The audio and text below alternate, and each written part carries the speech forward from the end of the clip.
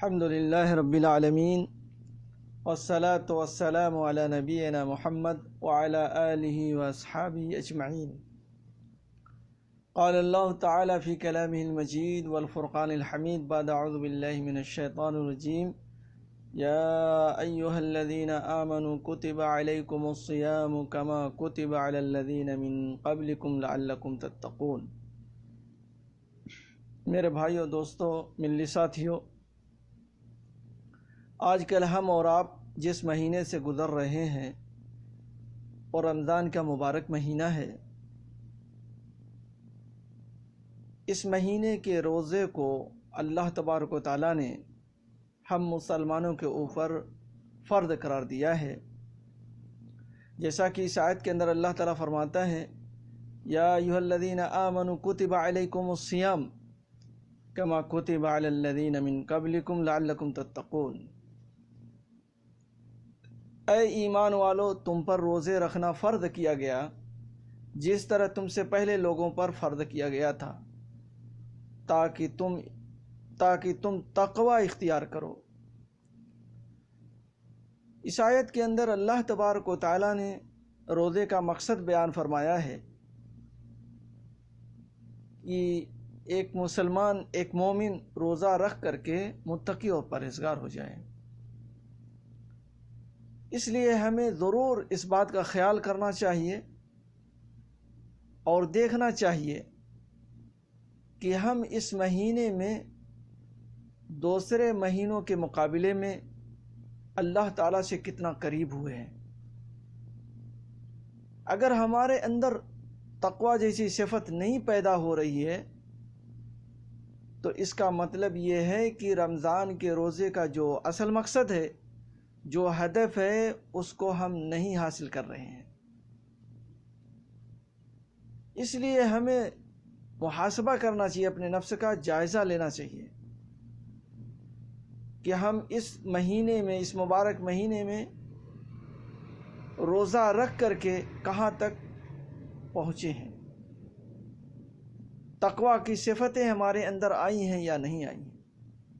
حقیقت میں رمضان کا مہینہ ایک تربیتی کورس ہے مسلمانوں کے لیے،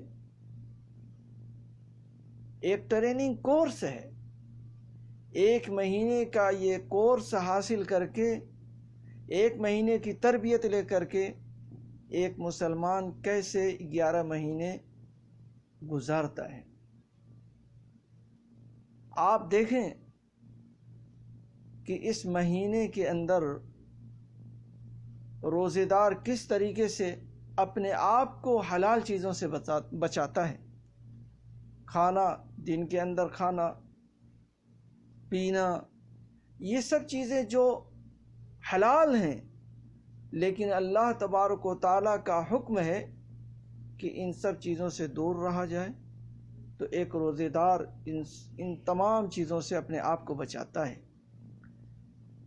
تو جو شخص حلال چیزوں کو اللہ تعالیٰ کے کہنے سے چھوڑ سکتا ہے تو وہ حرام کو کیسے نہیں چھوڑے گا. یہ بہت بڑی ٹریننگ ہے. اسی لیے اللہ کے نبی صلی اللہ علیہ وسلم فرماتے ہیں، بخاری شریف کی روایت ہے، من لم يدع قول الزور والعمل به والجهل فليس لله حاجة ان يدع طعامه وشرابه.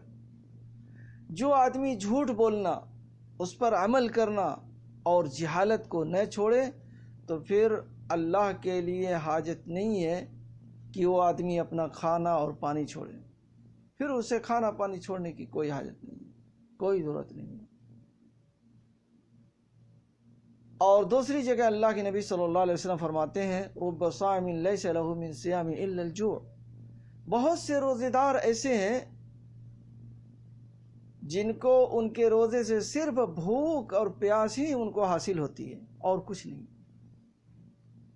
اس لیے اس مہینے کو ہمیں اور مہینوں کی طرح سے نہیں گزارنا چاہیے، بلکہ ہمیں دیکھنا چاہیے کہ ہم روزہ رکھ رہے ہیں تو ہماری زبان بھی روزے سے ہو، ہمارا کان بھی روزے سے ہو، ہماری آنکھ بھی روزے سے ہو. لیکن بڑے افسوس کے ساتھ کہنا پڑتا ہے کہ کتنے مسلمان ہیں جو روزہ رکھتے ہیں لیکن جھوٹ بولنا نہیں چھوڑتے، جو روزہ رکھتے ہیں لیکن نمازوں کا اہتمام نہیں کرتے، نمازیں نہیں پڑھتے، اور رمضان کے مہینے کی راتوں کو تو کھیل کود میں گزار دیتے ہیں۔ میرے بھائیو دوستو، یہ مہینہ قرآن کا مہینہ ہے، یہ مہینہ تلاوت کا مہینہ ہے، یہ مہینہ صدقات اور خیرات کا مہینہ ہے، یہ مہینہ احسان کا مہینہ ہے،